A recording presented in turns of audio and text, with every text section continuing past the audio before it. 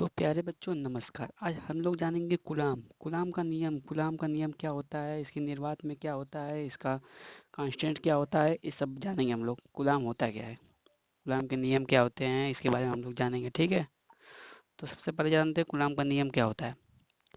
गुलाम का नियम होता है स्थिर बिंदु आवेशों के मध्य लगने वाले, यदि कोई स्थिर बिंदु है, पहले पढ़ लेते हैं हम लोग। स्थिर बिंदु आवेशों के मध्य लगने वाले आकर्षण या प्रतिकर्षण, आकर्षण या प्रतिकर्षण यानी वैद्युत बलों, दोनों आवेशों के गुणनफल के अनुक्रमानुपाती और उनके बीच की दूरी वर्ग के व्युत्क्रमानुपाती होता है। इसे ही वैद्युत आवेश संबंधित कूलाम का नियम कहते हैं। तो सबसे पहले हम लोग समझ लेते हैं स्थिर बिंदु आवेशों के मध्य। मान लीजिए कोई स्थिर बिंदु है आपका, एक हो गया Q1 और दूसरा का हो गया Q2, ये दो आवेश हो गए। दोनों आवेशों के गुणनफल के अनुक्रमानुपाती, यानी इन दोनों के आवेशों के बीच के अनुक्रमानुपाती और उनके बीच की दूरी, ये देखिए दूरी की वर्ग के व्युत्क्रमानुपाती होता है। इससे ही वैद्युत का कूलाम का नियम कहते हैं। ठीक है, ऐसे सिंपल भाषा में जान लेते हैं। जैसे कभी पूछ दिया आप लोग को स्कूल में, सबसे पहले जाना ऐसे सिंपल भाषा में ऐसे कर सकते हैं। दो आवेशों के बीच लगने वाले आकर्षण या प्रतिकर्षण बल को कूलाम का नियम कहते हैं, सिंपली भाषा में। ठीक है, तो चलिए हम लोग जान लेते हैं निर्वात या वायु में स्थित दो बिंदुओं आवेशों के बीच की दूरी r हो तो कूलाम के नियम से, निर्वात में पूछ रहे हैं, कूलाम के नियम से F proportional Q1 and Q2 और F प्रोपोर्शनल 1/r Q। यहाँ पे देखिए Q1 एंड Q2 की डिस्टेंस कितना दिया, r रख लेंगे हम लोग। अतः ठीक अतः F proportional Q1 and Q2 r square.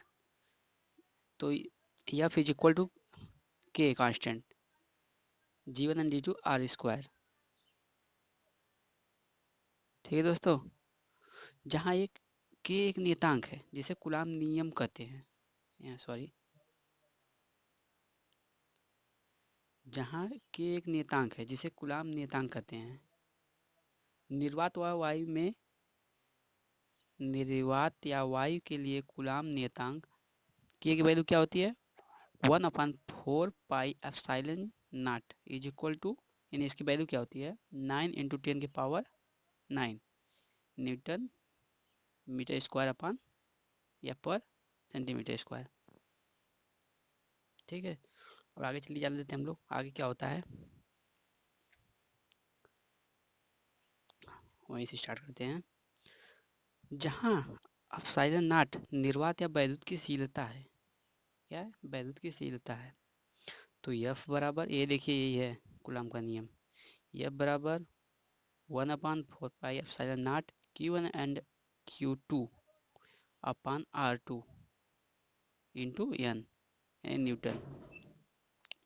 ठीक है, यदि आवेशों के बीच का माध्यम कोई परावैद्युत, यदि आवेशों के बीच का माध्यम कोई परावैद्युत, जैसे मोम, लकड़ी का बुरादा, मिट्टी का तेल हो, तो एप्सिलॉन के स्थान पर एप्सिलॉन के रखा जाता है, जहाँ के माध्यम का परावैद्युतांक है।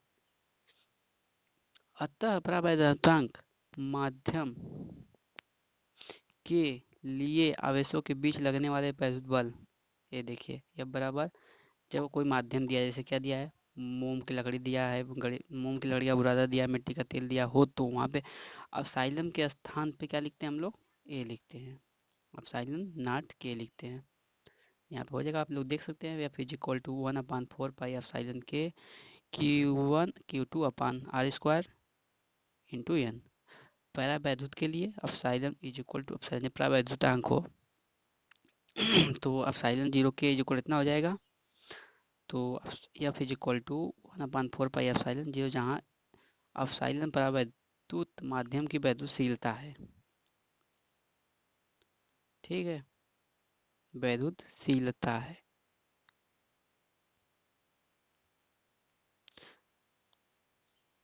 इसकी यूनिट क्या होती है, इसकी यूनिट देख लीजिए सिंपल भाषा में, वो सब क्या देखेंगे वो बहुत लॉन्ग हो जाएगा आप लोगों को। इसकी यूनिट होती है, मतलब इसकी यूनिट हो जाएगी आपकी एप्सिलॉन की centi square upon, sorry, coulomb square upon newton metre square. और इसके जो इसका बीमा हो जाएगा आपका, यहाँ पे देख लेते हैं, इसकी बीमा हो जाएगी आपकी, सॉरी, इसकी बीमा हो जाएगी आपकी, ये देखिए,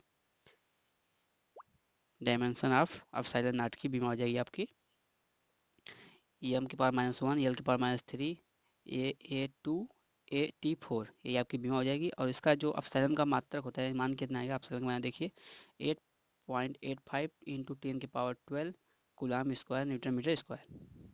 ठीक है, उम्मीद करता हूँ आप लोगों को समझ में आ गया होगा। नहीं समझ में आया होगा तो आप बताइए, हम और अच्छे से आपको